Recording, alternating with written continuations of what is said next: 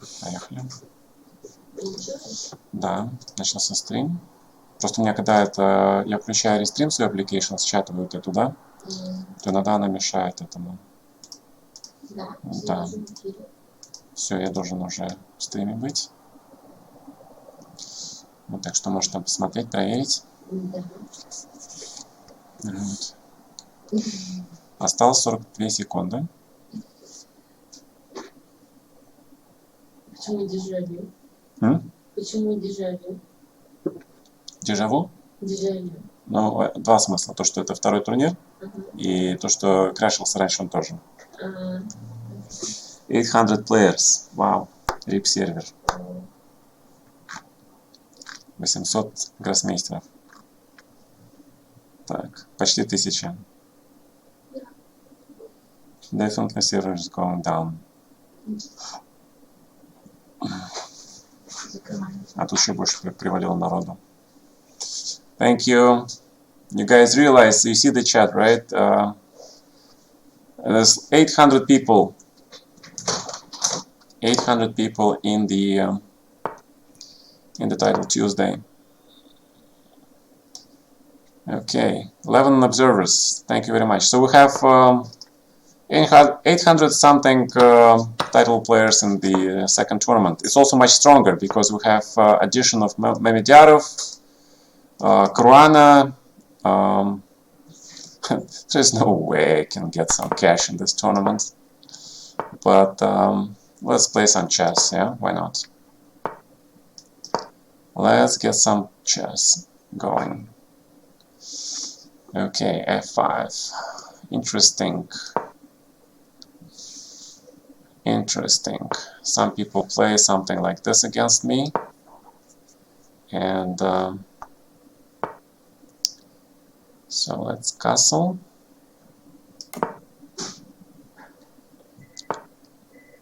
That means also knight c5. Let's hit this bishop on d3.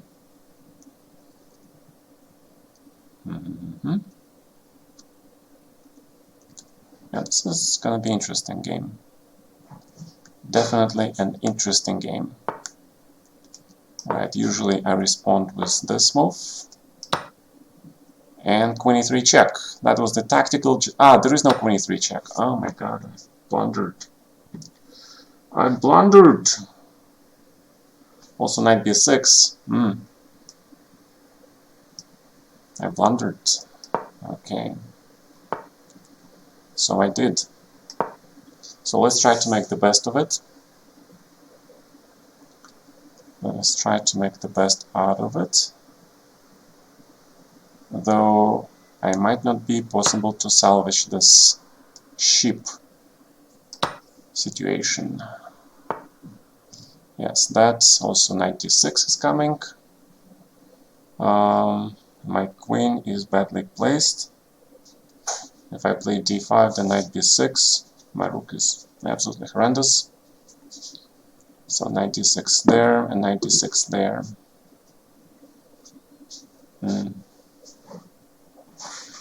Okay, so I'm basically toast here. Basically. What I can do is try to play for some tricks. And hope that I will get some measure of compensation for my exchange. But my opponent plays this move and with the idea of rook e4. So I have no chance here actually. Right. Okay, I gotta exchange this.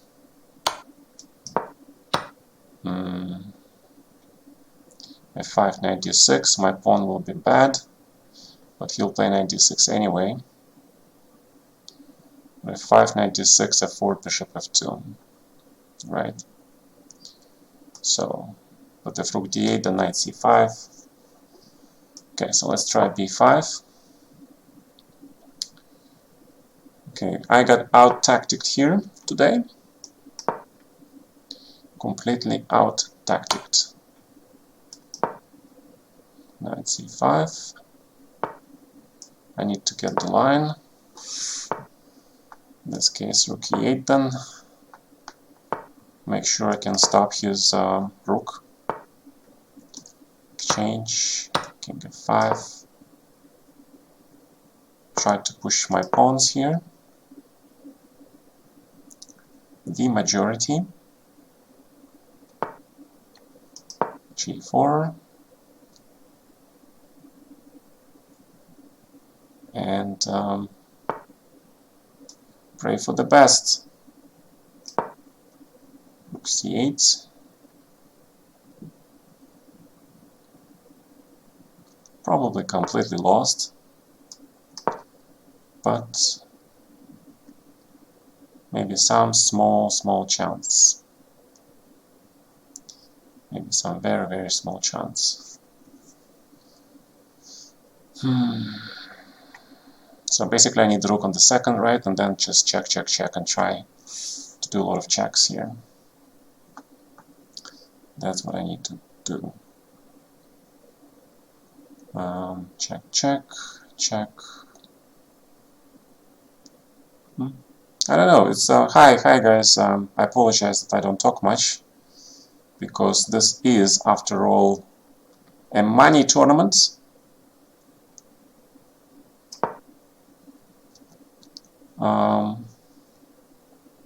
So I'm trying to be on my best behavior. Swiss cheese variation. I'm not sure what it is called. Not sure. It was just Khan. Was standard Khan. Nothing spectacular. King e4 looks okay. I hope I don't blunder. Knight f6 check. That means I can play king f5 back. King d3. Probably here. Ah, now my pawn is hanging, yeah. So, grab the pawn. And suddenly we are in business. Active king. Check. Check.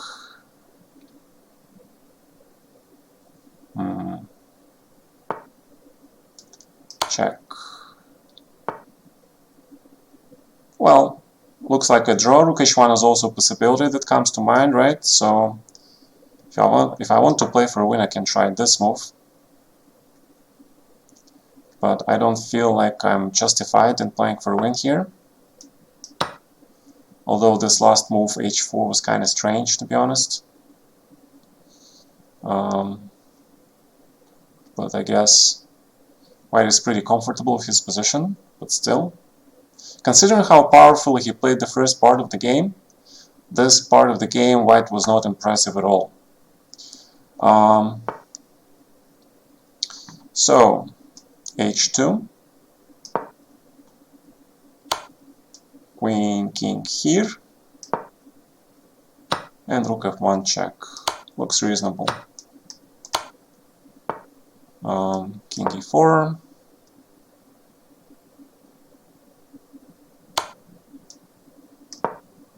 Okay.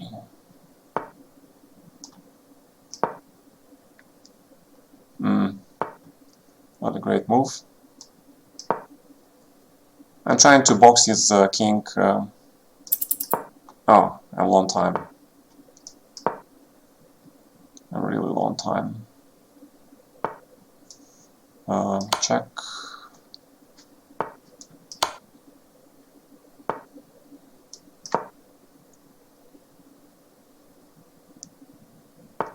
But there is such thing as the increment here, which is good.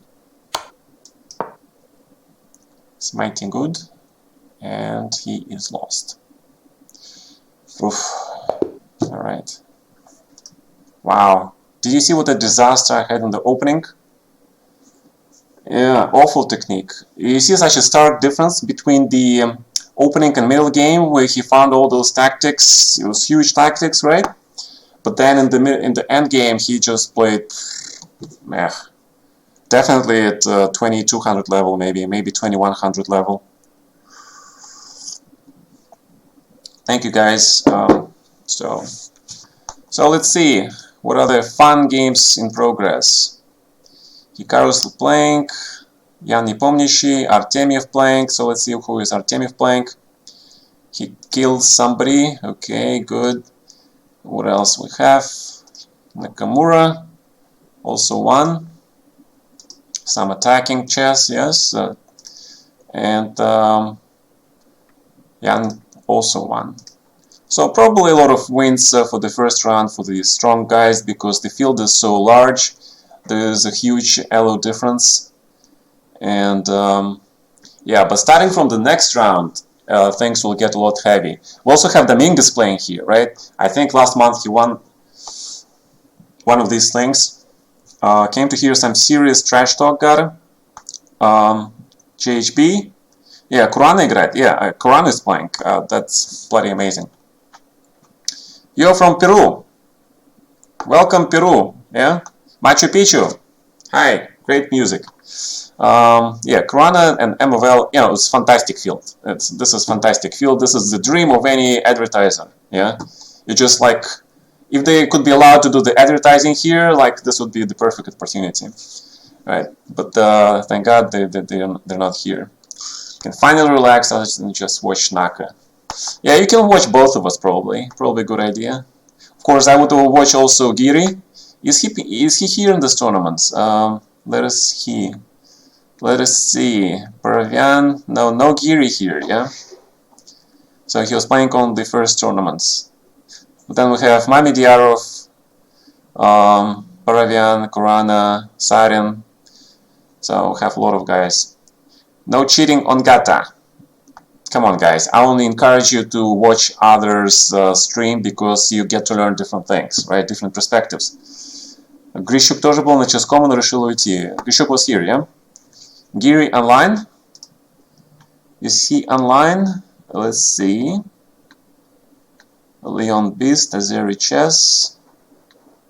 I don't see him online. I see Lekwank online. So Lekwank is definitely... Oh yeah, Giri is online, you're right. He's only 2900, so maybe he decided not to play, yeah? Oh, he played the first round, right? Ничью сыграл. No, she played in the US Championship. Thank you for watching. So the second round is about to start. It's only 9 rounds. We have double prizes. So I'm gonna be talking less right now, because I'm already very tired from having 2 previous streams. Both were like almost 2 hours. So I need to focus a little bit here, okay? Because I was just playing some games and I was blundering left and right.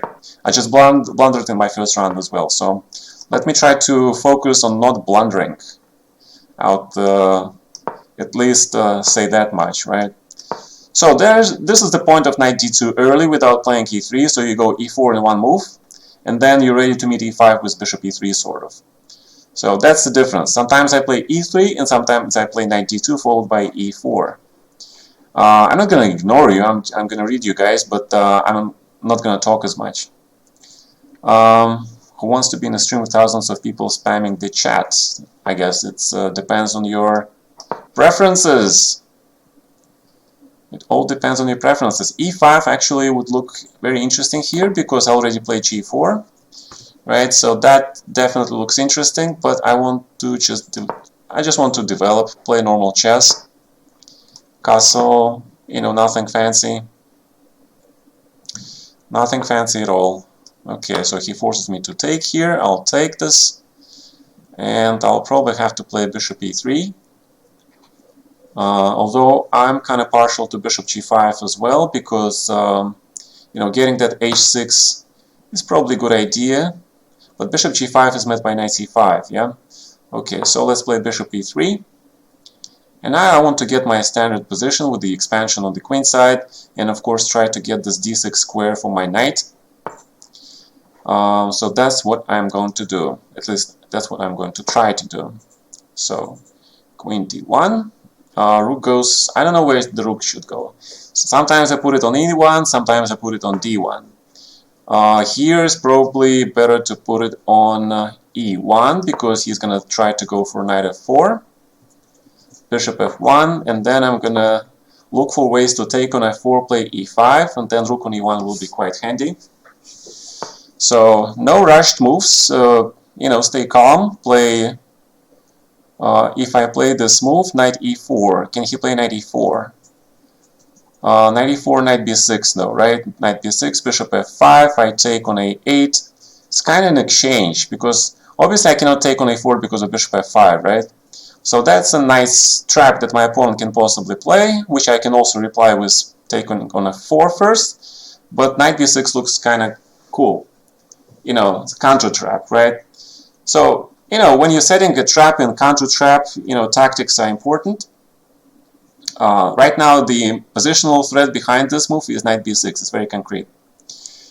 So let's see what my opponent does, because if he plays bishop e6, then I can probably even take on e5, because bishop b3, queen c1, and that knight on f4 is hanging as well. So it's a case of a mutual threat, yeah? So who is going to actually win first? So he plays this. As I said, I'm playing knight b6. And I'm going to go and grab that rook on a8. Because otherwise I take on c8 and take on a4. Right. So let's grab this knight first. Make sure there's this pin. Right. And then I grab this rook on a8. And then I play bishop d3. And he's completely pinned. And this should be winning because I also have knight d2. And I think I should be winning this position. Bishop e4. Yeah, so you saw that how that thinking goes behind setting that trap, right? So I see that after knight c4 he can take on he can take that thing. Right, so let's just play bishop f3, give him this queen, force him to take on e1. That means I have extra queen. King h2, bishop e5 check is g3, so I'm not scared. Then just g3. Make sure king has luft. And now we play, you know, normal chess, king g2. Have to activate our pieces, knight e4. I'm blundering bishop c4 here, a little bit. I am blundering this move and my queen is slightly paralyzed. Yeah, I don't like that. Okay, so let's admit the mistake. That knight goes back to d2. Let's admit this mistake. It was a mistake. Close the bishop. Invite him to grab the pawn. Right? So he's trying to improve the game. Instead, he should have gone back to e6 because the bishop on e6 was much better than on a6, but he wants to keep the threat on f1. So sometimes it's good to, you know, repeat the moves. And if you know, especially if your opponent is playing for a win, because he cannot afford to make a draw. But if he doesn't, there's a good chance he will weaken his position. So that's why the old masters often use that trick. You know, they would you know, repeat the moves and wait for a mistake. Like today in the historical game, right? We saw how these guys were repeating moves for 8 times. Bloody amazing. Alright, let's see. What do we have here? We have Hikaru game. Hikaru's playing black. He is winning. But wait, isn't he a piece down? What the hell happened? Okay, French. This, and then attack. Then white blocks, and then... no, he's exchange up and he's rook up. Okay, he's completely winning. Okay, so that was my mistake. Jan Nepomniachtchi, he is playing white and he is piece down. Wow. Okay, let's see. These IMs, they're incredibly dangerous these days. Yeah, this is a very popular line in Sicilian Accelerated Dragon. He blundered. Do you see this? He went for this pawn on e7 and he forgot that his back rank is weak. So he's completely lost in this position. He should be lost here. And this should be a technical win for black. Wow. The Super Grandmaster number 4 in the world on current rating list. Blundering stuff. Depends on the AM. Wow, somebody is killing Artemiev. I don't know who this Savel Artakovic is. He was actually a very famous Russian satirical GM. He lived, I don't remember when, like back in the 40s, I guess. He was contemporary Botvinnik, but he is dead long ago. Somebody just resurrected his name. Now this position looks good for black, but then he did something probably, yeah, then he took on e5, which I don't like. And now black is stuck with a much worse position. He might survive this. White actually blundered the piece, right? You see this? King g3. He just ignored rook takes f4.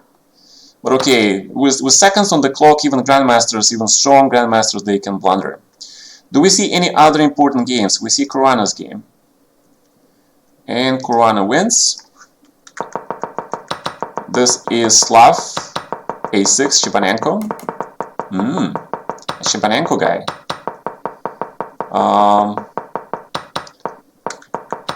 What is this? Bishop d3 is okay, but the white take this guy on c4.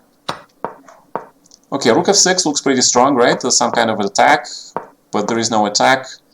Black eliminates the defender, then rook goes here, and finally... Actually, black is much worse here. But then he wins on time, right? But black is worse. Structurally worse, white has queen and knight, but he wins on time.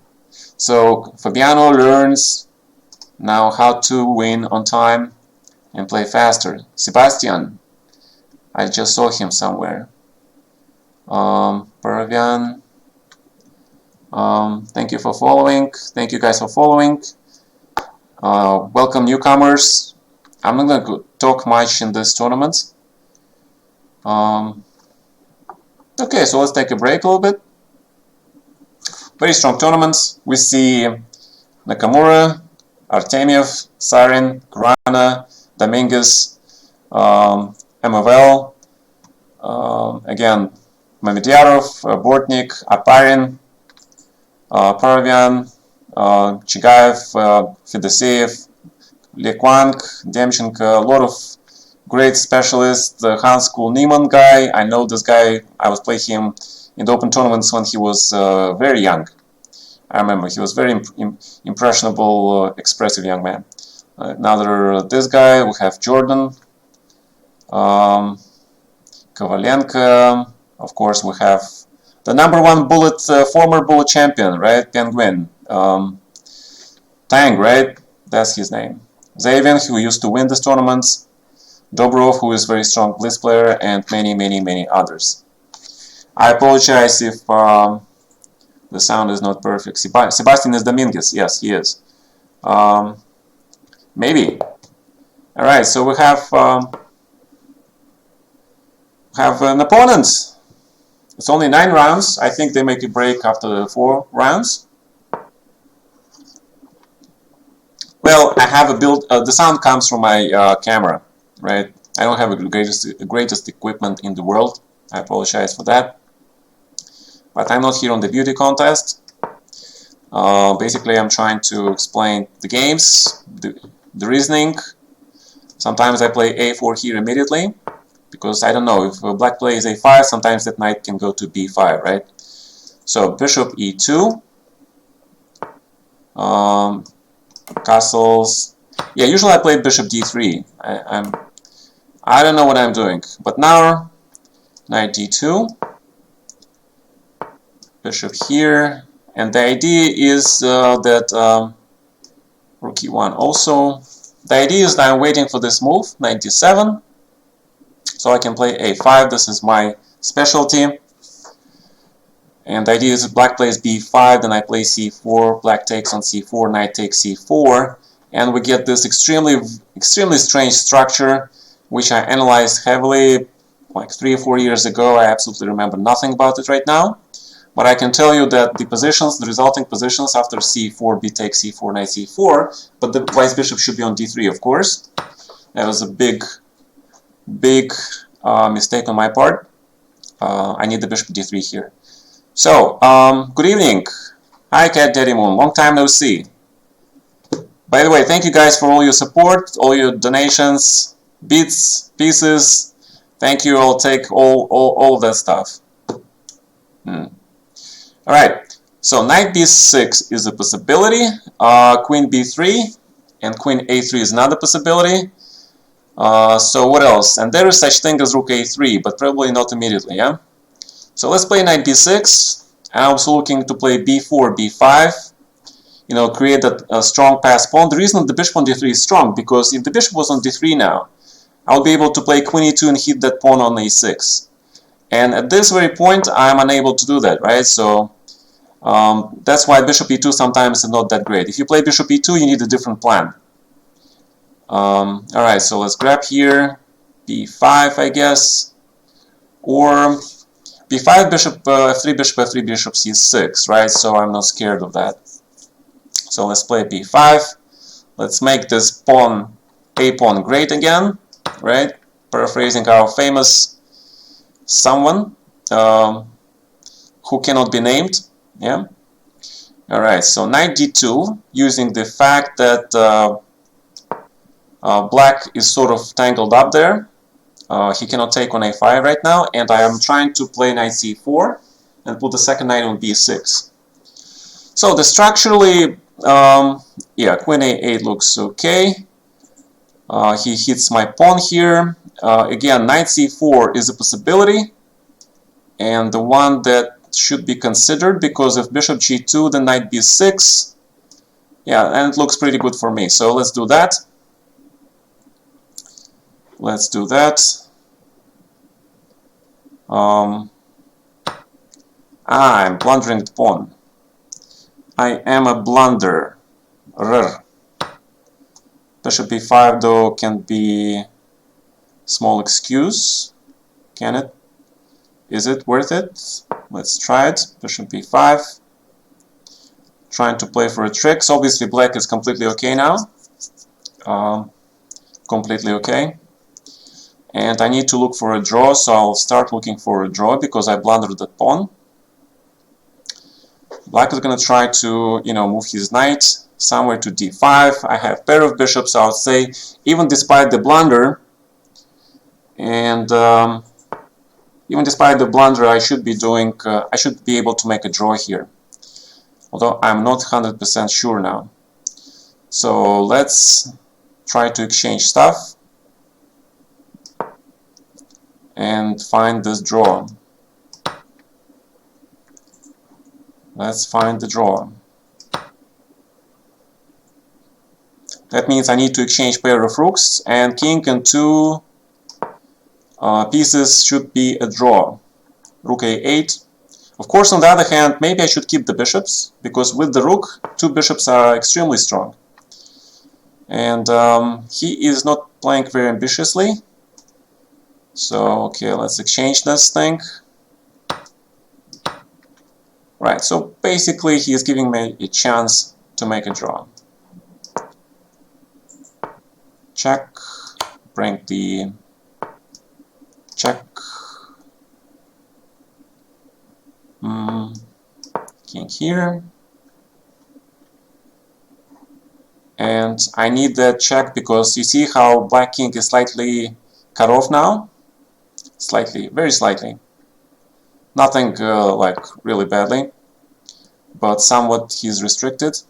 So king d3 here. We brought the king to the weak pawn. Now white is should be safe and sound. So g3 is not the move because of d5 knight e4. I don't want to make any weaknesses. So let's just he's got more time. The best way to make a draw is to go for the opposite colored bishops, which is after bishop g5, which would make it an instantaneous draw. So let's do that, right? Because otherwise, so he felt this, and I'm gonna do this, right? So he knew I was gonna do this. All right, bishop c3, trying for that d5 thing. Bishop back to b4. And hoping for bishop f8.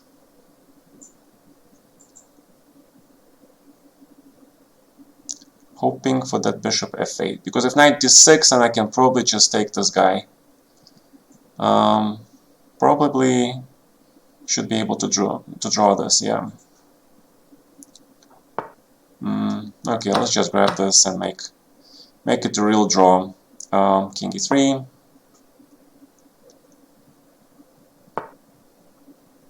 f4, g5, I don't know, 4.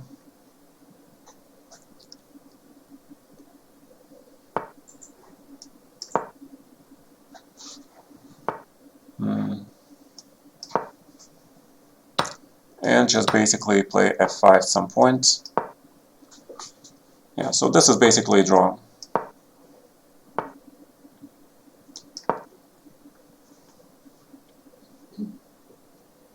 Yeah, because you just mass exchange stuff, right? I don't see how he can play this.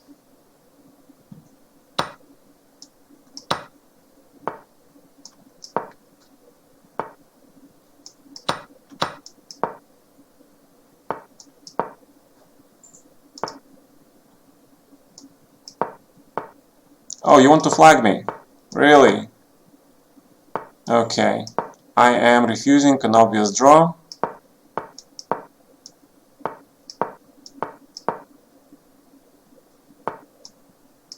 Well, I'll take the pawn. Now I'm not gonna take your pawn. You know, I can do this shit too. Right?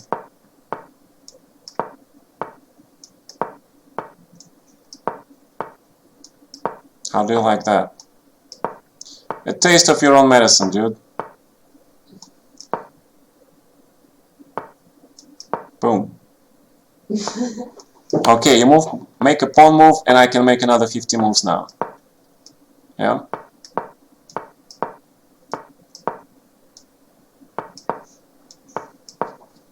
I can do this all day. All right. You know that's from the Avengers, right? I can do this all day.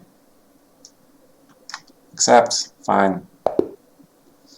No, but you know, it was obvious draw. I offered him a draw, and then he just refused, and I thought that was, you know, the most obvious draw. You can't. It can't be even. Okay, no comment. Okay. All right. So that was a draw. Draw is better than losing. Remember, guys. So if you're faced with the chance of repeating the position, it's unclear position, and then you can take a risk and go for it. There are so many factors to include. First of all, the first most important factor is time. If the position is complex and you have a long time, don't take risk. Just make a draw. And you saw me. You saw me, right? I blundered. I realized I'm worse, so I started to orient myself, thinking, I'm telling myself I'm looking for a draw. So when you talk to yourself like that, you help yourself to reorient and looking for next objective. You know, you overpassed that moment, you blundered, okay, it happens, now you're looking for a draw. So that's a good mindset to have, in my opinion. It helps. It stops you from tilting. And that's important.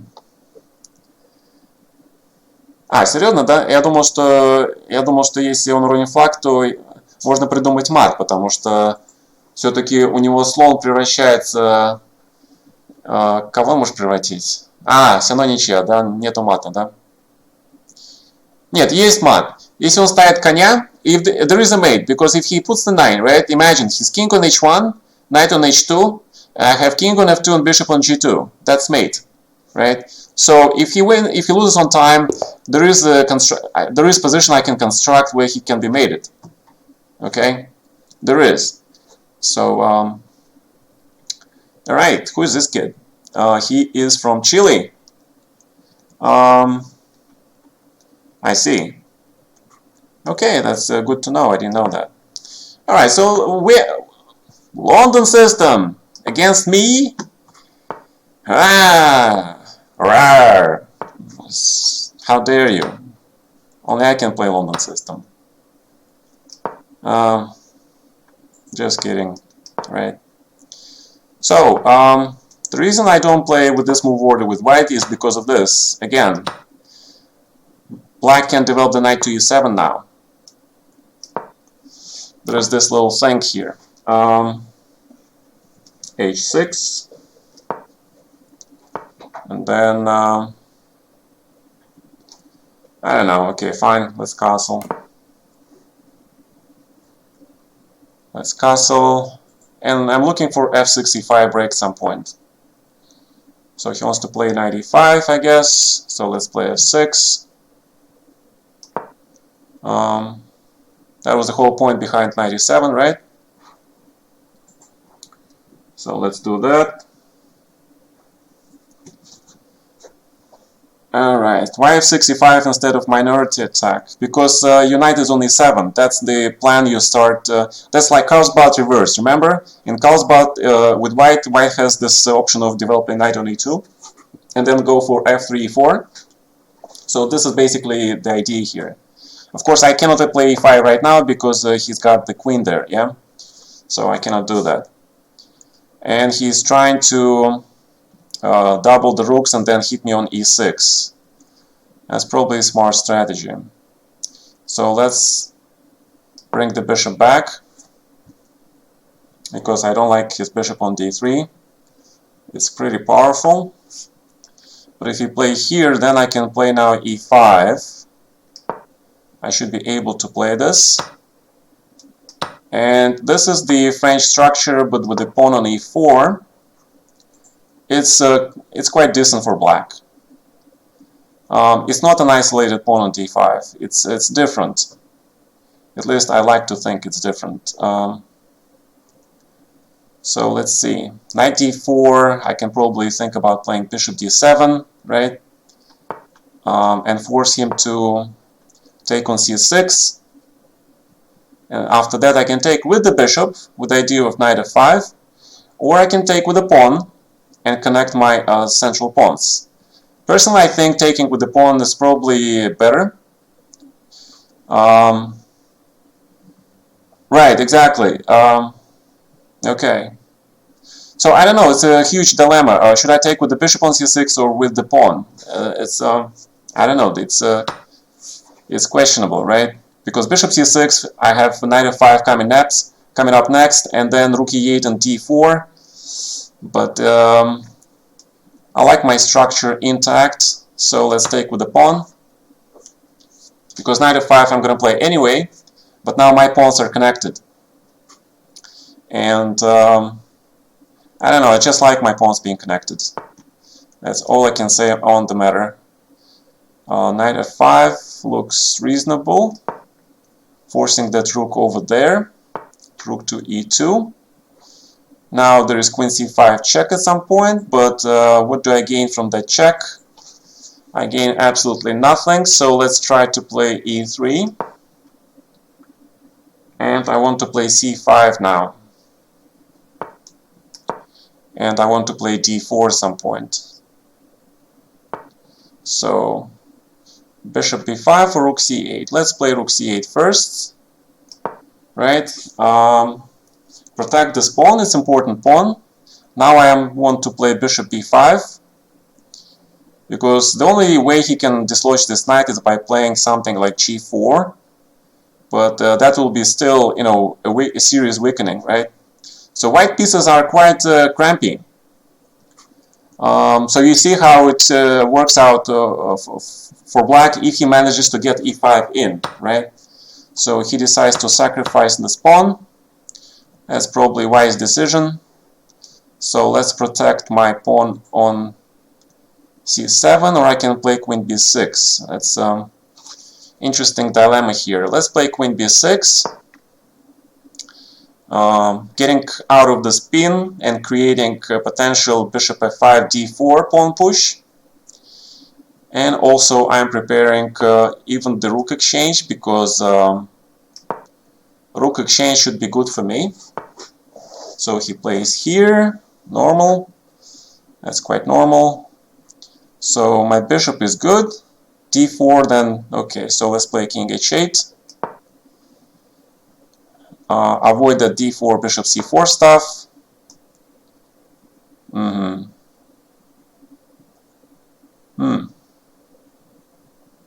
Okay, defend. Defense. Okay, so I need my rooks on the good squares. Maybe I can play rook e7. Try to get control of the e file. So bishop to f7. And rook to e1. But then I don't want to give up that pawn on... he wants to play knight f4 maybe, so a5. Okay, I'm running low on time, so let's pick things up here. Rook e5. Rook e3.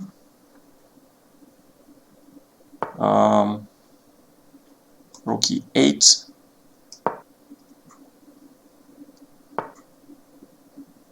Bishop. Just protect the bishop, I guess. Rook e7 was probably stronger. Then I'm running long time, right? So d4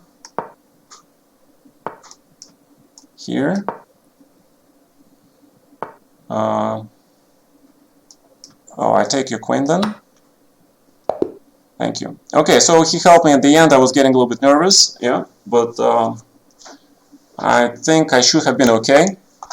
Right, that queen b1 was kind of weird, but I guess he was also quite nervous. Okay, so let's see.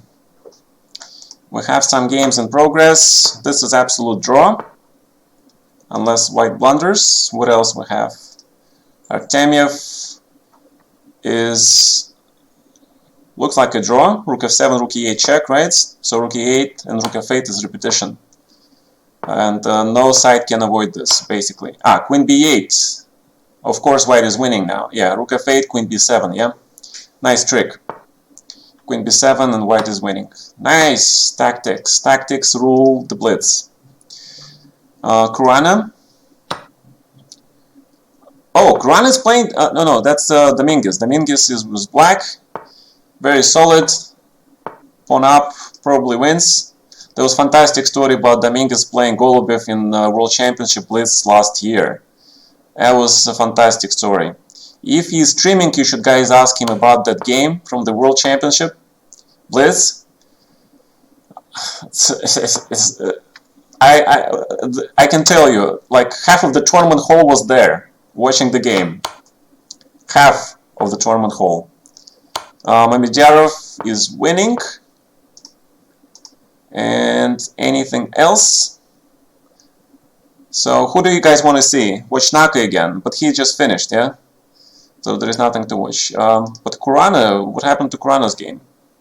Caruana is losing! Wow! What is going on? So he's playing Slav now. Don't remember... Do you see this? Wow! I am beats Caruana. Wow! Naka won? Really? That opposite color bishop game? I am either better winning against GM and up on time, but then offer a draw, reject and go and lose because you try to justify your refusal and you start looking and playing unnaturally. That is the psychological trick the GMs do, because you feel like you're playing this GM guy and you turn down his offer, so you start looking for something concrete, something to justify your refusal. You know your position is better, but if before you were just playing relaxed, right? You were just saying, okay, I'm better, I'm just playing the game, and and if something happens, position tends to be equal, then it could be a draw, right? But after you refuse the draw, that's the critical part. Now you can no longer, that's what you think, you can no longer play for a draw. So what you have to do at this time, if you refuse the draw, it's just pretend it never happened. Pretend that the draw offer never happened, pretend you just started a new game, and you can offer a draw back. Because in reality, why they offer a draw? Because they know you're better. It's very likely that you will refuse if you're ambitious, because they look at you, they profile you, right? During the game, it's obvious, they get your mood. Are you playing for a win, or are you peaceful? Even if you grandmasters judge all like that in seconds, like basically, and I would say that a lot of psychology is involved. So the best thing to do is pretend like that draw offer never happened, right? The next best thing to do is if you look at the position, you look at your chances, you look at the time factor, and you judge for yourself, can you really win this game? It depends on the tournament situation, right? A lot of things have to be considered. So there is a break, right? So we have 4 games played. I have 1 draw, right? How many points I have? I did not hear you. Okay.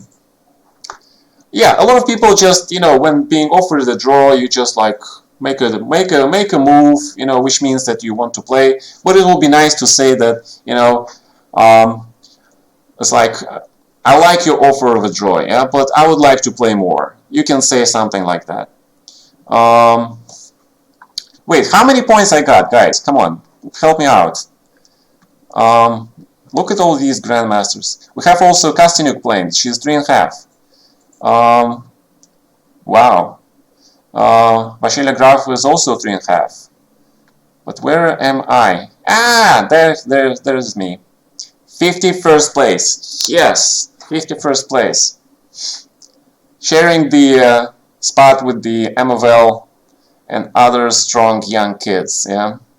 Stempolak, that's a Ukrainian junior champion, I heard. He was very good. Hikaru is 4-4, but he probably got bad tie breaks. But okay, tie breaks don't really matter until the very last round, right? Что за ружье? Thanks a lot, Gata. Что за ружье? Какое еще ружье? Это не ружье. Это my hand. It's like Чапаев, yeah? Attack. Do you consider yourself an extrovert? Extrovert. No, I was a huge introvert when I was younger, but especially under my dad, there was no way you can be extrovert because he was the biggest extrovert you can actually find. I thought he was the biggest extrovert on the planet. So, and he was a dominating one. So there is a Russian saying like there cannot be 2 commanders in the same platoon or something like that. Yeah. So okay, so he was the boss, and I was like, the soldier, the foot soldier. And so that happened until I was 30. After that, when I became free, all that, stuff inside, it finally starts to get out. And I'm just, I love chess. I love talking about chess, right? I love explaining ideas. I love discussing the game. If you guys saw some of my commentary, before the streaming, right, all the way back to the 90s, when I was doing some commentary on the ICC, I could do that non-stop for hours. Like, there was tournaments, I was doing 5-6 hours commentary, I was just non-stop talking about position. Doesn't matter what kind of position, could be the driest position ever in the end game, and I would still look for all those possibilities, like chances to do a trick, anything goes, because chess is limitless in that respect. You can always find some nuance. Especially if you play the computer, right? There are so many times, even I, when played the computer, I thought it was a dead draw, and then the computer finds this incredible, absolutely incredible, amazing, some sort of a Zugzwang or position where he forced me to make one inferior choice, then another inferior choice, and then boom, at some point all these advantages grow up and I lose the game, even though it's absolutely simple, drawish endgame, right? To play some elite tournaments again, no. My plan is, my top elite tournaments days are over. I want to share some of my knowledge. I want to educate people. I want to do some commentary. I don't like to travel much these days, especially during this coronavirus. I'm actually forced to sit here. But in general, I don't want to travel much because I've been traveling since I was basically 10, right? And it's just too much. That lifestyle is behind me. I'll travel to some tournaments with my wife. We will play some tournaments, but right now I'm looking, to do some videos, to do some content. I want to develop my YouTube channel. then I want to do some streaming, and again, once all this corona thing goes away, you know, there will be chess tournaments again, life will come back, and you know, I'll be glad to watch new kids coming, you know, growing to be talents, new challengers, because Magnus is 30, I think.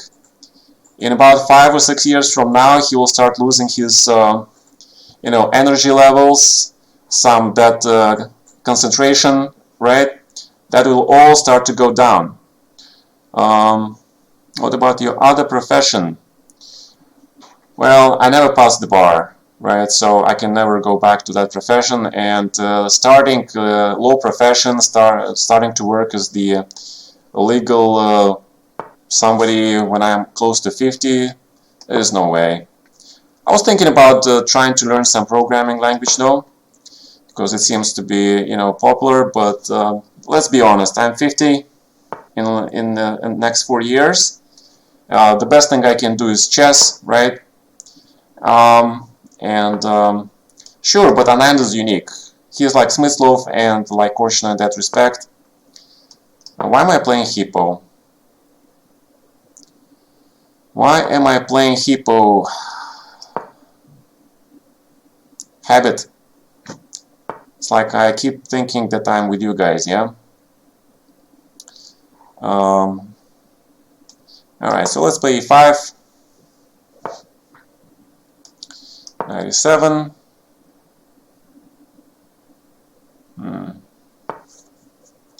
H6. And we're ready for F5 now. Unless we play G4. And of course this Russian guy plays G4. Of course he plays G4.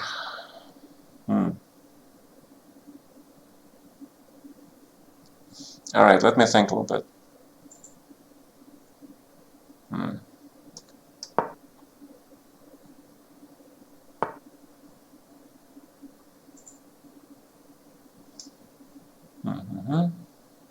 Alright, let's just close this position and make it a draw, because I'm worse. Yeah, I'm worse. He's correct. He's got more space. I have no prospects of any kind. So I'm just gonna go for a draw. My bishop on G7 is dead, right? So it's a good time to look for a draw. Unless I can get F5 in some point, but I don't see how that is possible. So let's prepare for that B4 break, which is coming at some point. So knight A6. F5 sacrifices probably don't work. So let's bring the bishop back to D7. Let's bring the bishop back. Yeah, F5 will never work now because his knights are right there on E4. Dota player. Well, I haven't played Dota in years. PA was my favorite. I loved PA. Well, okay, she is a crowd favorite, right? PA. So, the idea here is to survive this coming B4 threat. How do I do that? I need to prepare for that.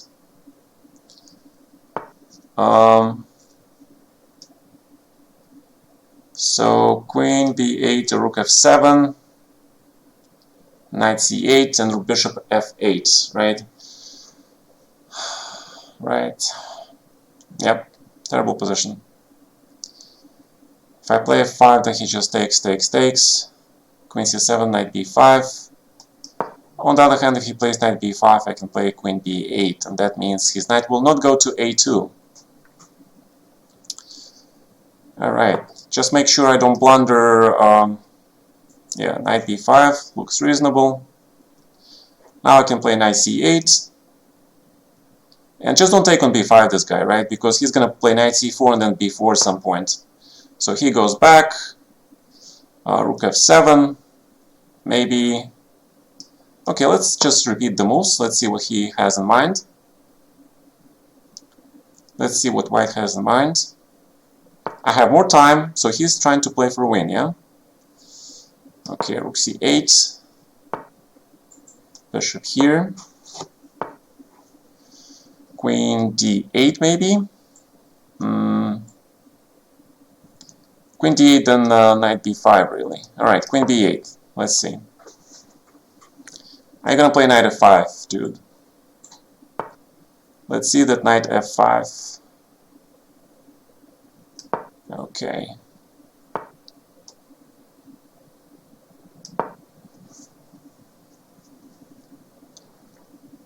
Let's see that knight a5. Knight f5, I mean. Then queen d8. And I'm gonna grab this bishop when he plays b4.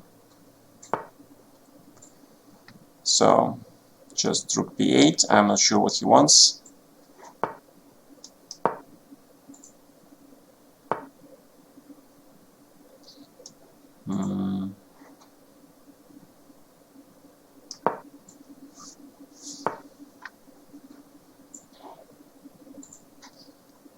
Okay.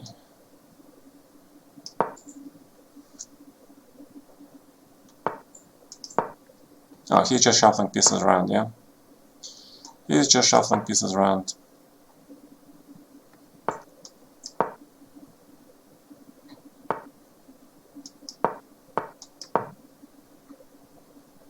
I'm not gonna give you time to think, man. So finally he chooses to go for this. I have to probably play knight c7. Hold the line. And this looks like a complete draw.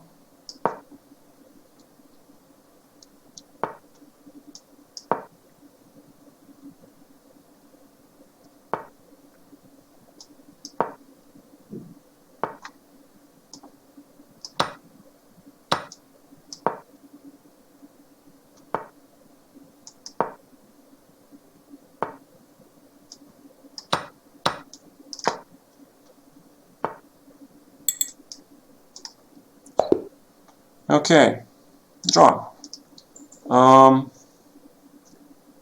Parasitic sounds in the stream.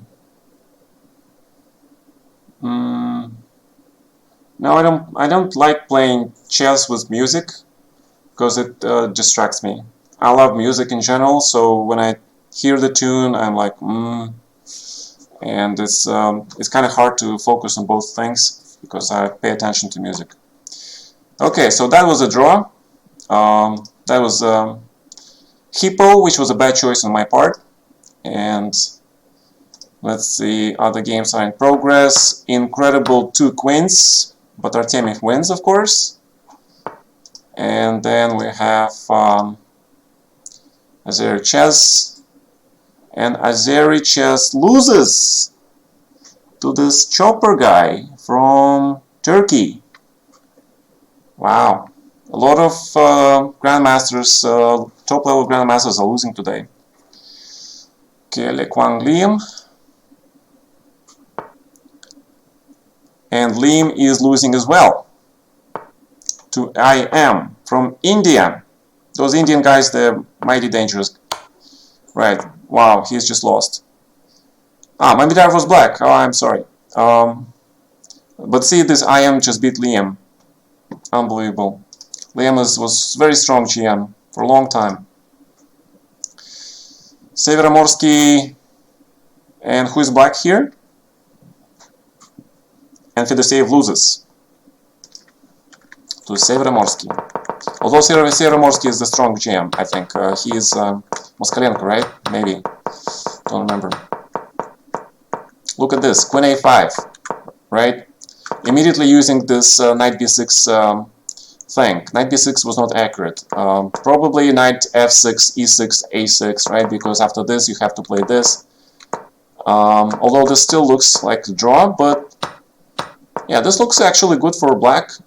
What happened? Ah, my god, he blundered. Okay, you guys see this, right? Not very obvious. That's such a nice trick, because black is better here. So if he just played e6, which is computer first line, right, he would just win an exchange. Right, but look at this, like queen g6, boom, and black can resign.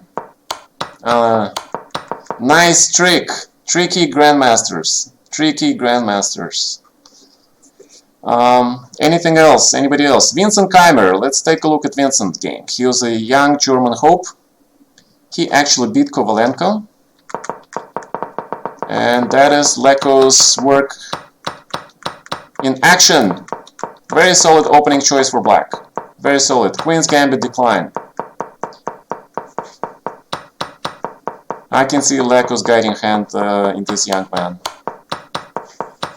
Peter is the man. Yep. Nice. Okay. So, the bishop and king pin, right? Time management is really difficult, I agree. Do I play Smith-Morrow Gambit? No, I don't play gambits in general. You should guys know me by now, right? I grab pawns. I don't give them away. If I give you a pawn for some reason, there's only two reasons possible. I either blunder it, but if it is a classical game, then it's not very likely. And the second reason, I set up a devious trap, right? Which is not very obvious. Is the biggest German chess hope, but the time is not on Vincent's side, because in Germany he has to do that compulsory education, which stops him from spending, like Bobby Fischer, his time on chess. Look at this draw. Fantastic. Rook f7, queen g8. White king has no way to avoid the draw. Wow. So pretty games. So many pretty games here. And I play now this guy. And he just... the next big thing. Yes, everybody is saying that. And there's a high chance that... precisely because of everybody saying that, there's a high chance that he might not become the next big star. Because, you know, it's been well known that, you know, you can jinx people and you can do other things. Bishop d6 is coming, right? Okay, c4, no London. This is not really London. So queen here. This is pretty standard. Push the bishop away. I can take with the knight because there is no check. a3. Make sure there is no check. Queen c2. Just, you know, just because, right? Bishop d3. Finish the developments. Pair of bishops. Pretty good position. He wants to play bishop c7. That's a reasonable thing to do. So, if I grab this pawn, then he gets that structure, which I don't really care to see. Knight g5 is a possibility, but the knight e5 is also a possibility, but then queen b8, right? So this is an interesting position, in fact. Quite interesting position. So let's play knight e5. And see how black reacts. And let's just ignore him for a second. Let's play rook d1. Right, he has to do this. And then I was hoping I can play cd5, but then knight d5, right? It's not that clear. He now wants to play queen b8. So let's play cd5 anyway. Let's play this move anyway. And bishop g3. And I'm trying to provoke black into playing f6, of course. Now, your bishop on c7 is okay, but I have pair of bishops. And potentially strong attack on the king side, right? So, but that requires me to play some moves like queen e2. And getting that queen to h5 and then hoping for some tricks. So queen g4, bishop f4, bishop f4 probably.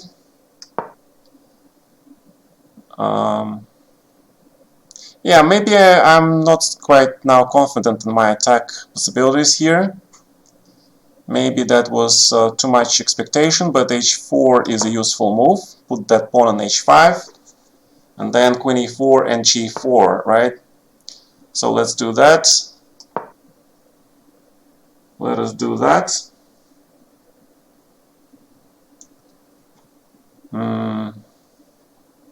I think white should be better here, because this is still a semi-open position. So he's trying to play rook d5, obviously, try to go for that thing. Let's play bishop c2. Like, point out that his pawn on a4 is on the light square, which means it is a potential weakness, right? And also preventing sort of rook d5 thing. It is also possible to consider e4 some point, because black's knight will be without squares, but of course taking control of a d4 square first. So let's see. So he plays here, and let's just protect this for a second. I'm not giving pawns for free, right? Now I want to take this pawn on a4. Even great Philidor said once that the pawns are the soul of chess. And the queen should go to d1 with the tempo. And the next big threat is to play g4 and queen d3. So queen f3. And queen goes to e4. That was my plan. g4 is the threat. But also I want to take this pawn on a4. So let's grab this pawn. We have extra pawn. The knight's coming to d5, I guess. So bishop back. So we got good position more or less. Queen b4 is knight d5. So let's try to improve the rook. We don't give this bishop probably. But if we don't give this bishop, then okay, if I don't give this... Alright, let's keep the bishop, because the bishop can go to h4. So now I'm going to try to play bishop h4, e4, and play this sort of thing, right? So let's play queen f3. The idea is to play e4 some point. Queen f3 is also pinning his queen to the defense of that pawn on f7. So now queen e4 back. And queen and rook d3 for now. So he wants to do this, but then he'll have to take with the rook, right? How will that work? I don't want to exchange my bishops. Oh, he's got way more time. He's got way more time. That is not good. That is not cool. That is not cool. Alright, e4.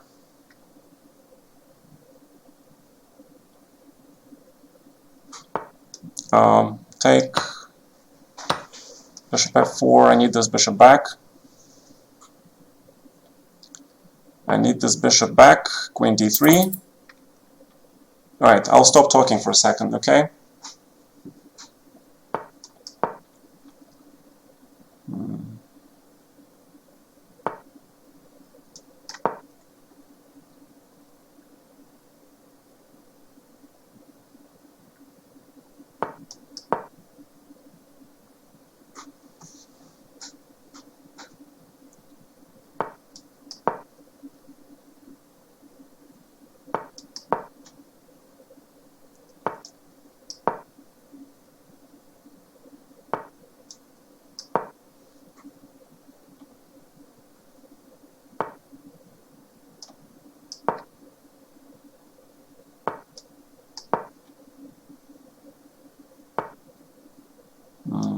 F4, maybe.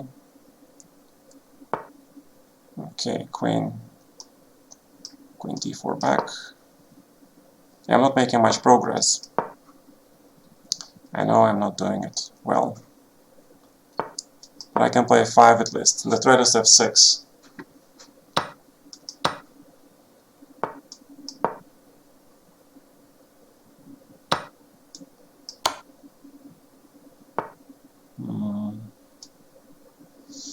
I'll take...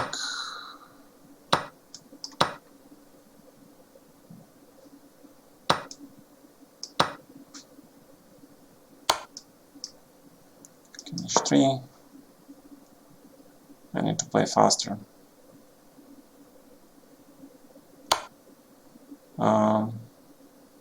Oof, I don't know.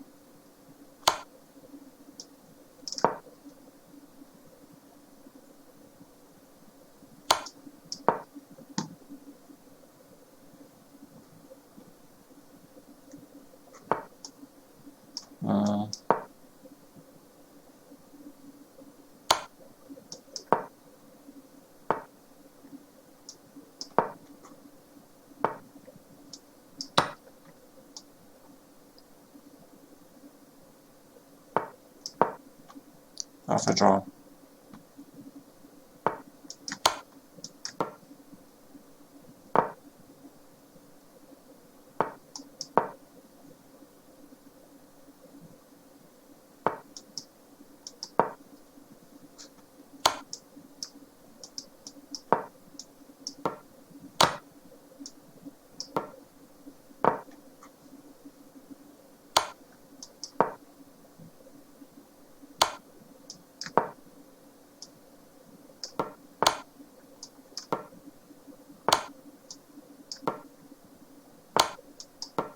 Boom.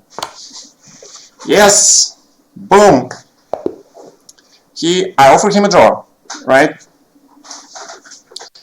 But he made a mistake. But those were like seconds, right? Wow, that was really close. Wow. Wow. I thought I was gonna lose on time.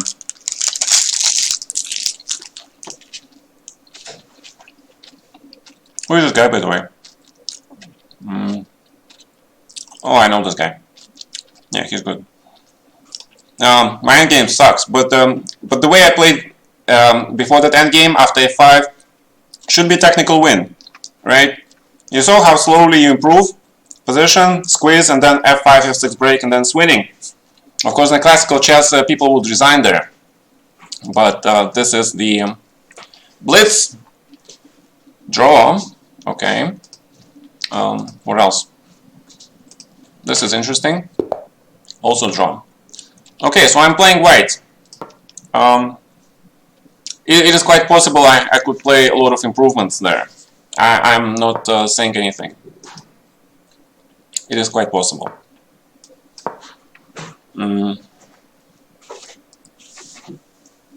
Posny, yes. Yes, Posny, right.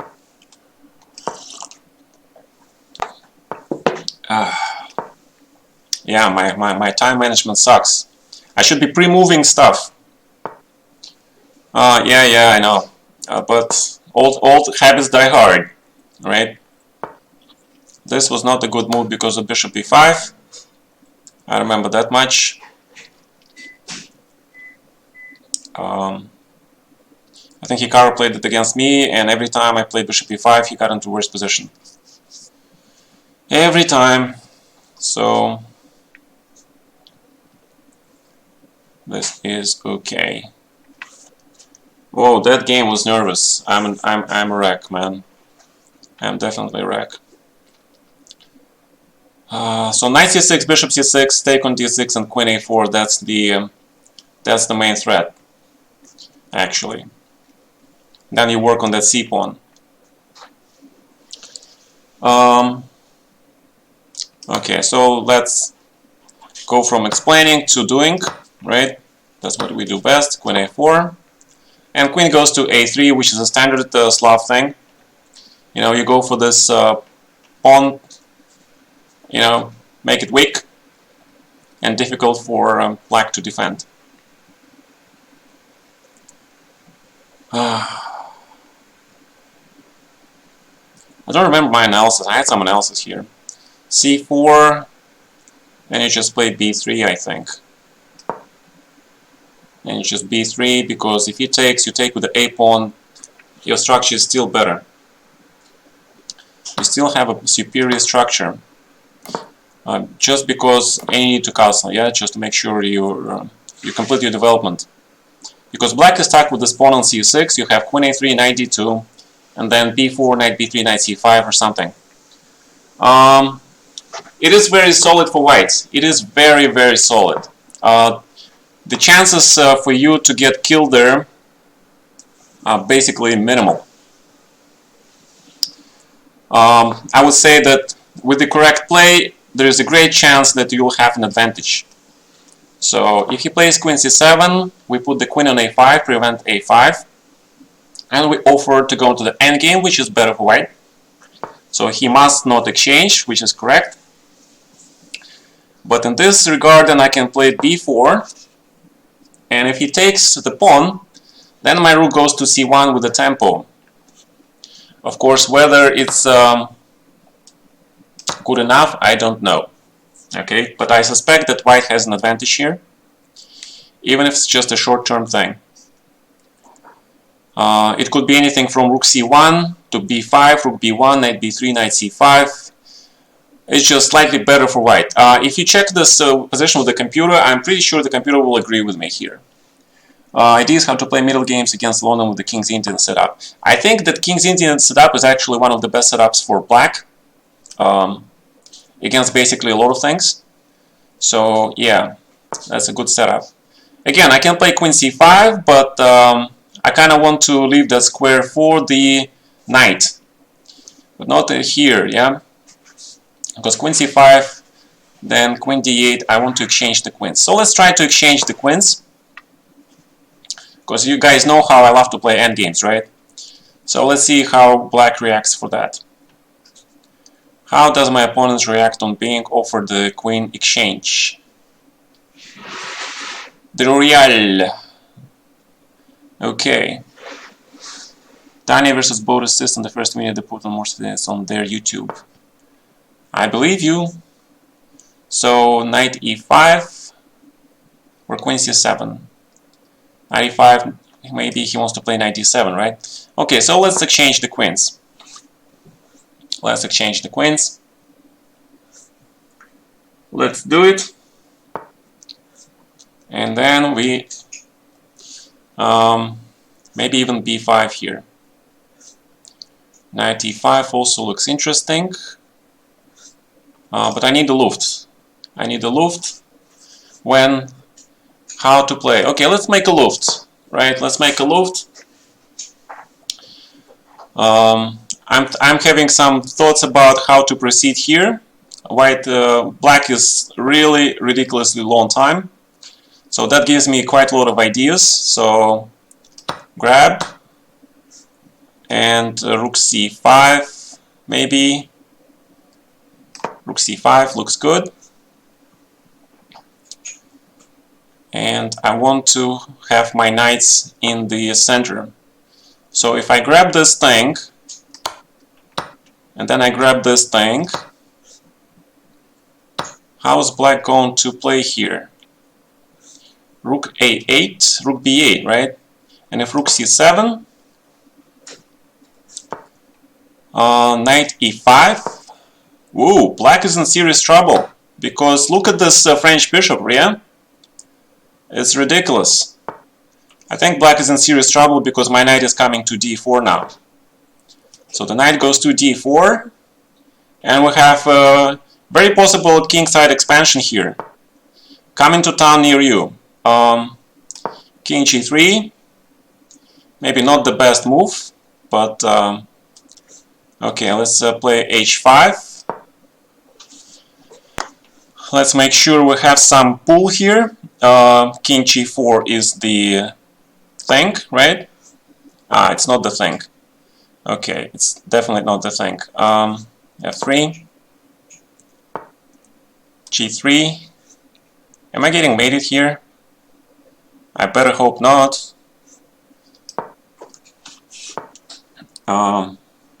Check. Rook f8. Here.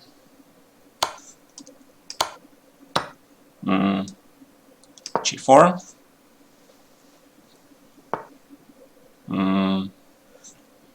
Okay. Knight c6 maybe? No, that didn't work.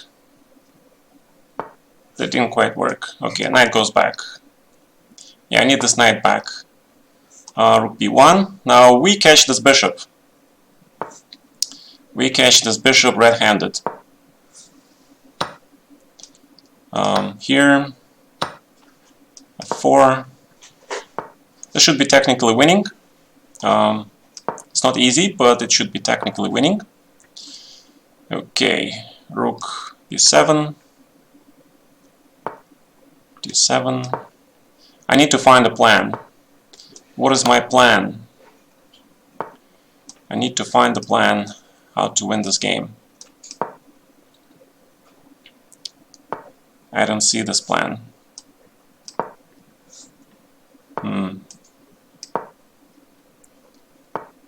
So king f2, rook here, check, rook back,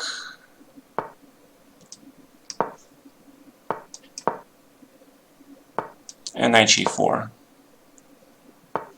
He has this move. Aggravation, f5. And now knight g4. Now this does the trick. I took away his g6 square, yeah? So check, rook g8, and rook e8. Oof. Oof. Yeah. Yeah, absolutely. The reason I played London, started playing because it's reverse Slav, so it will help you if you study some Slav. Absolutely. Okay, that was the round number whatever. Let's see. This is a draw, but black can always flag white, right? Oh, Meyer, my good old buddy from the German Bundesliga team. He is winning. Rook and two pawns are basically winning against two pieces, if naked. And alright, I need to get some break. Yeah, sorry. Alright, what round is this? Round 7. So we have 2 more games left. We have 7 out of 7. Mickey, Tarian, and we have Hikaru 6.5 out of 7, and 6 out of. We have a bunch of people 6.5 out of 7. What happened to Jan? He is 6 out of 7. Then where is Kurana? Oh, he's with me. Cool. I'm in a good company. Guys, I'm like, if he plays the morning, he said he likes to take pawns and not give him. Exactly. Hey, Mark, why are you not playing here? Come on, man. You're a title player. I know you don't like chess.com, but, you know, sometimes it's nice to get the money where it's not expected, you know what I mean? Right? Okay. Yeah, just to show them you kick ass. Yeah, I know, I've never seen Mark on chess.com, but wouldn't it be nice if he can kick some grandmaster's ass and actually get the prize from chess.com guys? Wouldn't it be that sweet, sweet justice in a way? Okay, but again, it's up to Mark, of course, but I'm saying that it would be nice. Gata pressuring Mark to play more. Well, I'm always for playing more against strong opposition. Always. Because that makes you stronger. So that is the one good reason enough for me to play in these events. Because I play all these young kids, you know, new talents, etc. Games are always fun. Yeah, I bet. I bet. 5-minute break has started. Is it break now?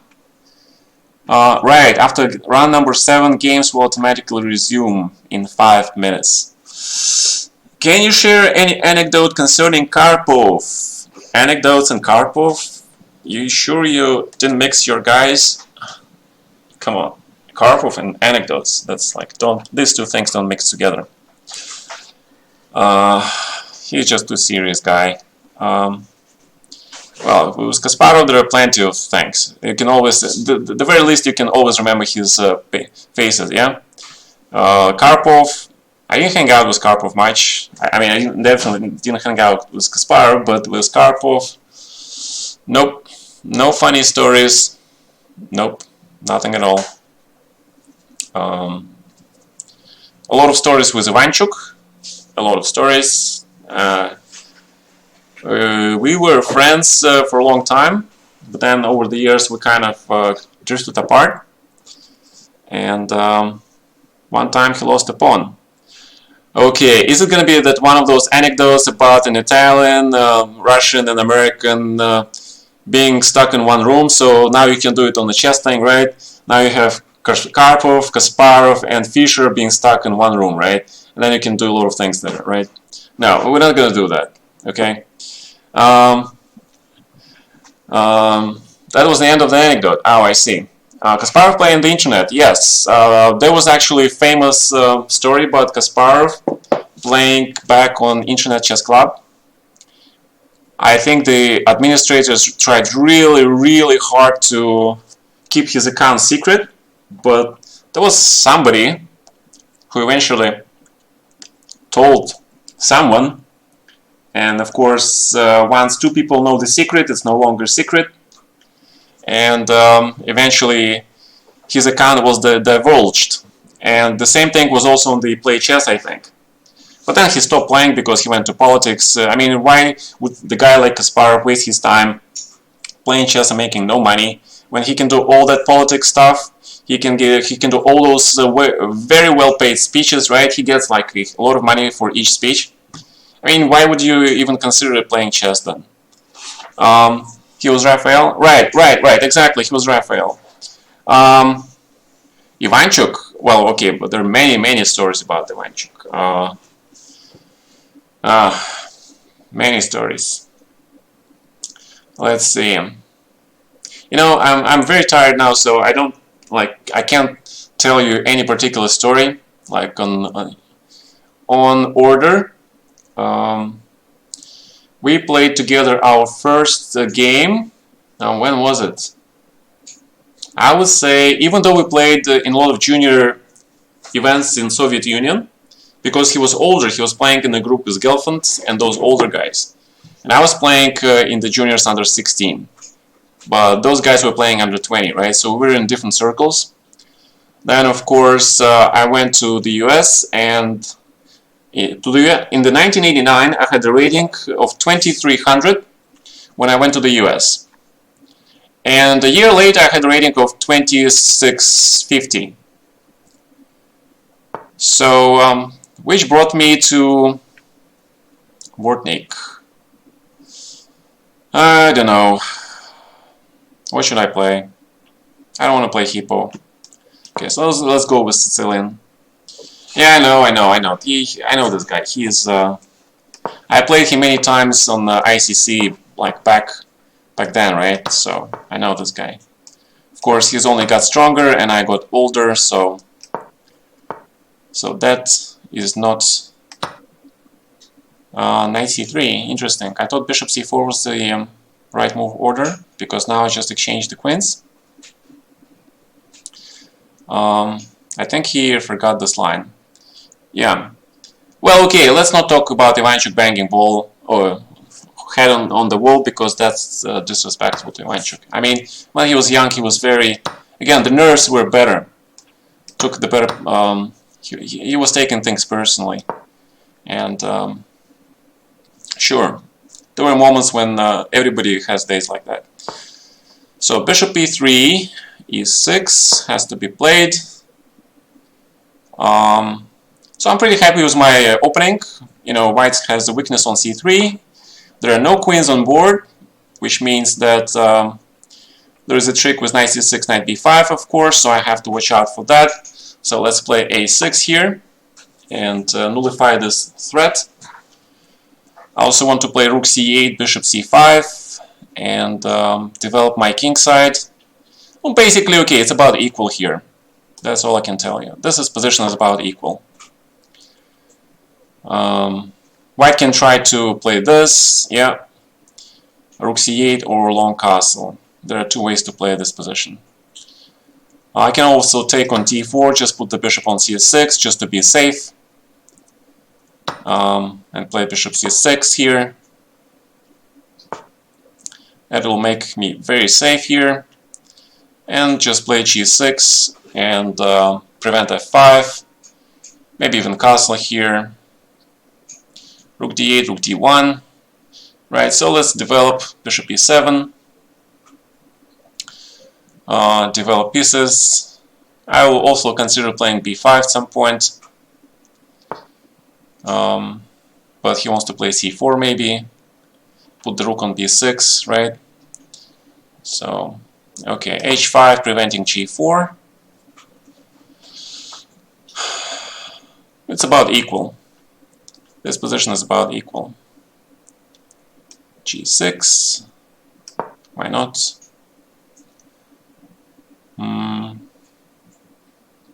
But he's trying to he's sort of trying to squeeze me later by playing bishop e4, a5, doubling on the b file. So he's preparing bishop f3. Yeah, I can see that. So king d7, like bishop f3. That will be unfortunate, right? And if castles, so let's castle here probably. But that means my king will be weak. He's threatening. Let's play this move. Rook b8. And do I want to take the pawn on a4? Who knows? Maybe I do. The important thing is not to blunder anything right now.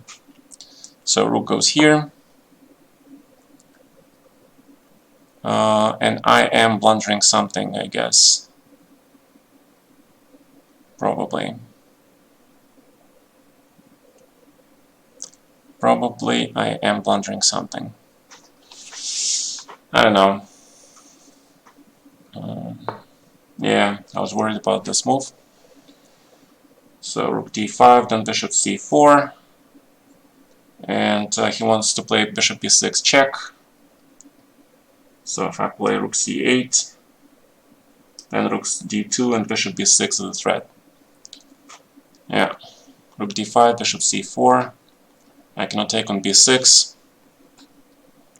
Rook d7, bishop a6, rook a8, bishop b7. Yeah, I got into trouble. Okay, let's play rook g8.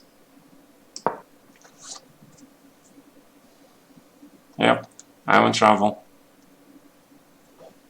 Yeah, that's what happens when you play casually. This is what happens when you play casually. Bishop a7 is coming. Damn it. So I grab this. Bishop a7, and all my pieces are bad. All my pieces are bad. Yep, not a good game. Not a good game. Yeah, he just take on c5, take on here, but okay, he wants to take here. That also works. That works as well.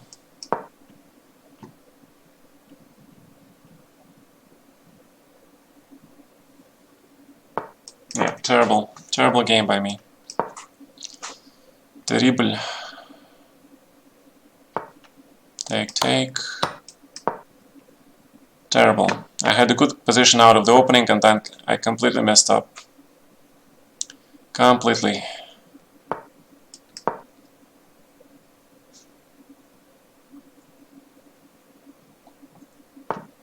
Completely messed up. I should talk less. I should talk less when I play these strong guys. Not good.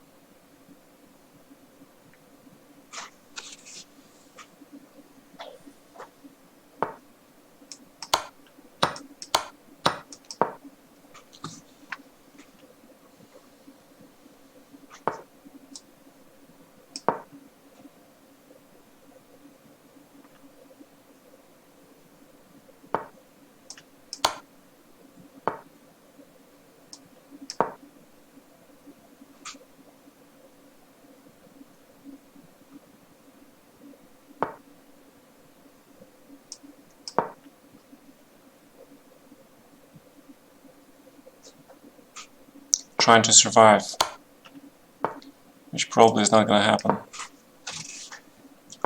But suddenly I have chance now.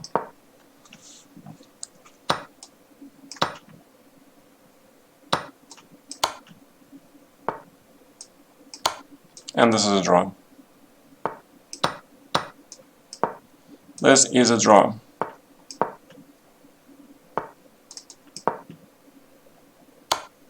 I'm in the right corner. In the right corner. Am I in the right corner? I think I'm in the right corner. Oh shit, come on.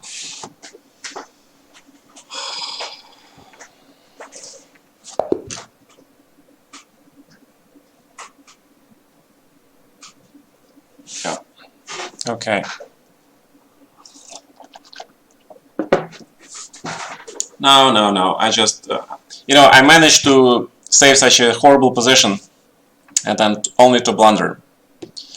Okay, I was tired. And 1 minute increment is, to be honest, is not enough. It's made for speedy guys, not for me. Because 1 second increment is not enough. 2 second increment, 2 seconds will be enough to save this endgame, but 1 second is just not enough. Alright, okay, so that means I'm out of the contention. Yeah, it was a great save actually. I like my save. The endgame was draw. Bishop versus rook, but of course he is much faster. He would have flagged me anyway, because 1 second to defend such position is not enough. And that's an honest opinion. There's a lot of tricks there that black has to be careful. A lot of checks, attacks on the bishop. You have to be careful where the bishop is going. Lots of chances to lose the bishop. So, yeah. But okay, things like that happen. Yeah, I should have played b5. Remember I told you guys about playing b5, preventing that a4, a5 cramp. So that was, and probably I should not have taken on d4. Yeah, I should have kept the knight on. Probably play knight a5, rook c8, just hit that pawn on c3, because knight on d4 was okay, but he didn't do much. Yeah, so knight a5 protects the pawn on b7, rook c8, and then bishop c5. Just develop, play b5 later, and white is actually worse. Because I remember I looked at this position like about 15 years ago, and I thought that this was the best way for black to play this line. Just go into this endgame. So these guys, yeah, he's 7 out of 8 now, thanks to this victory. How good do you, Morozevich? How good do you know? I know Morozevich. I used to know him pretty well. We used to be friends. But over the last 7 or 8 years, we again have different lives, different lifestyles, families, different cities. We don't play, we don't see each other much. Last time I saw him was here at the World Championship, I think, yeah? Yeah, it was here. Morozevich is, I'm not sure what he is doing. He was very into Go, the Go game. He was very much into that for quite a number of years. He became strong. I think he was very close to being Dan, some Dan level there. I'm not sure, 100%. He is actually teaching on the Facebook. He has a club in Moscow where he teaches people. He does the live group sessions in Moscow. So if you do the search on Facebook, and if you can read Russian, then you can find him. Also, his long-time significant other is Maria Fominych. She is also on Facebook, so if you want to find Morozevich, you should find her first, probably, and at least we can write her and ask about him if you want, about the lessons from him. He is still incredible grandmaster, incredible person, very deep, very philosophical, unique. Morris first Dan, right? Okay, there you go. For me, first dan is like unbelievable. I played Go like for well, okay, I can't say I played Go. Okay, I watched the cartoon named Hikaru no Go with my wife. That got me into Go, and I decided to play some games on what's it, PandaNet, yeah, server. And I refused to study books. I just wanted to learn by playing strong grandmasters. And basically that's how I got to 13Q. I think my best overall result was 12Q. And that's it. Okay. First dan is like 1900. No. First dan is like really only 2250. Damn. I thought it was at least an IM. I thought it was IM. So that means with the 13th Q, I'm like what, second category player? Maybe. I don't know. I'm not gonna argue with you guys. You know your Go better than me. So bishop h2, bishop d3. Don't play c3 too fast because you sometimes that bishop on d3 needs protection. Okay. All right. So we got into this position, and d5. Now we can play c3. If the candidates went on, who would win? Friendship wins. I'm just messing with you guys. I don't know. Nepo had a fantastic tournament, right? So a lot of people would bet on Nepo. Here I can play c4. I'm not sure if that's any good, but the other thing to mention here, I usually when people take on e5, I take with the pawn because that allows me, to cramp black's king side a little bit and create some sort of attacking potential, to be honest. So queen g4, and then going for rook d1, for example, and then trying to go for e4, c4. I don't know. So he's trying to be smart. So, so he wants to play b5. That's a smart approach. I like that. Let's play bishop f4. Bring h4, queen g3 to the table. Let's see how Elshan reacts. Elshan is a good old buddy because he's been in the US for a long time. We played a lot of open tournaments together, and he's married to my good friend Sabina Foyshor. So, this is a friendly contest, very friendly contest. How do you decide on c3 or c4 in the London system? It is one of the most incredibly difficult questions you can ever ask me. Queen g6. You allowed me to play queen g6, dude. That is not good. I think I'm better now because I have g4 coming. G4 and then I don't know. It looks killing. Yeah. Queen f7, she takes f5. He cannot recapture because bishop on c6 is hanging. So black is in the bad shape. Shh, no moves! Please, please, please, no moves.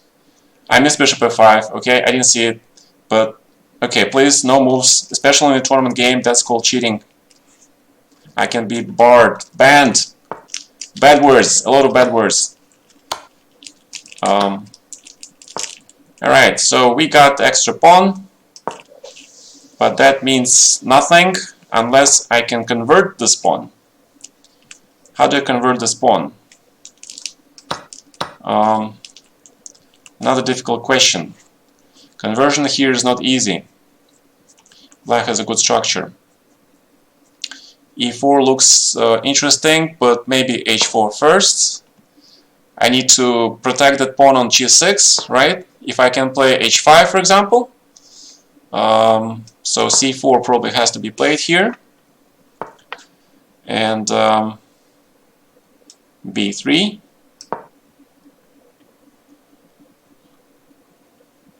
Right. but black creates now a passed pawn here. He manages to create a passed pawn. Bishop goes to e2 or f1. And this is an interesting position, actually. If I can get h5 working, I should be okay. So bishop takes. If bishop takes, then bishop d5. Right, I grab this, he takes with the pawn. I don't know, this looks very complicated. e4. Alright, let's grab and play e4. I'm very confused about this position. I don't think he has time to play c4.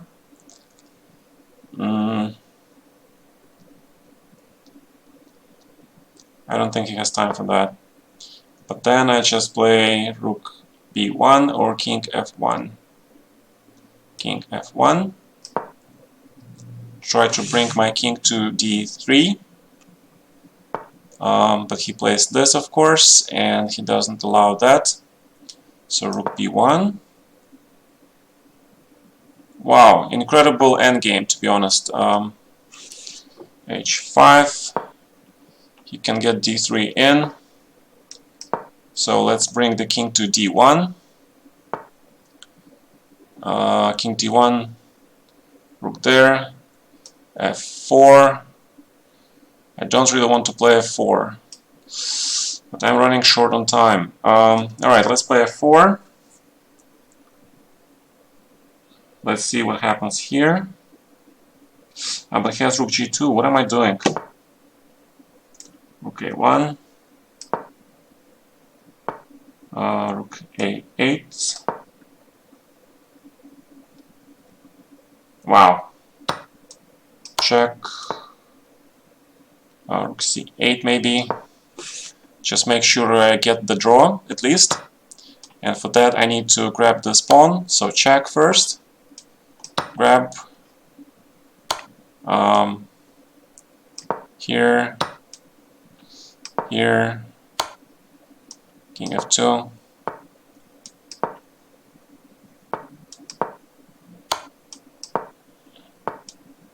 Okay, fair enough. Alright, good game. GG. Good to see you, buddy. Crazy endgame, right? Crazy game. Alright. Yeah, king g4, but then there is d3. I wasn't sure, right? d3, rook b3, d2. And if rook b1, then rook e1. And if check, then king e7. And that is queen. Yeah, lots of learning material. Okay, I didn't see the mating net. King g4, d3, rook b3, d2. How white plays. I think white can lose there. Working on this move order of d6, d5. Seems not working. Well, can't divulge my secrets even to a good friend. Alright. Good luck. Wish you well in these dark Corona times. Say hi to Sabina. Again, king g4, d3, rook b3, d2, and there is mate. This queen on d1 goes with the check. Rook b1, rook e1, and if check, king e7. White has no access to taking control of the d file. And I think this was the last round, yeah? Yeah, this was the last round. This was my stream. It was just one title Tuesday today. So hopefully you guys enjoyed it. And you saw it was very competitive, right? I lost only one game to Bortnik, which was theoretical draw at the end. Alright, so let's see. So king g4, d3, you're saying king f5? Okay. And if king e7, then what? Check king d8. And if king e6, then I think even king c8 works. because still, if you take this, then it's d2, right? So, and now after king c8, black is threatening to play d2. So if you take this pawn, then it's just b2, and you have to give checks, right? But after king a6, the check stop, and black is first. Rook b3. Okay, give me a second. Rook b3, d2, and then I mean, queen is too powerful. I don't see how I can fight it. Yeah, if you're saying rook b3 here, it's the same thing. It's d2. I don't think I can win this. In fact, I think I can lose this. All right. So, these pawns are very dangerous. They're very far, and there are a lot of tricks, famous tricks with this sort of rook endgame. So I just wanted to be safe. Okay. And again, so hopefully you all guys enjoyed today my streams. I did 3 streams today, and oh yeah, I have to mention this. In order to provide some quality material, I'm gonna probably do the streams only 3 times a week, because that will give me time to actually do some, videos for YouTube. And so 3 times a week plus 1 day for my subscribers. I will play my subscribers. So that's the plan in the near future. And I'll try to do that scheduling stuff. I have to figure out how those panels work and all that stuff. I'm a little bit too old for that, but I'll try to figure that out. And I hope to see you guys soon. Okay? Alright. Enjoy. Have a good night. It's 1 a.m. here. I started my first stream today at 3 p.m. in the afternoon, and it's now 1 a.m. in the morning. Thank you for staying. Thank you for inspiring me. Thank you for that great conversation. And good night. Next stream, tomorrow I rest. Okay? Next stream after tomorrow. See you. Bye.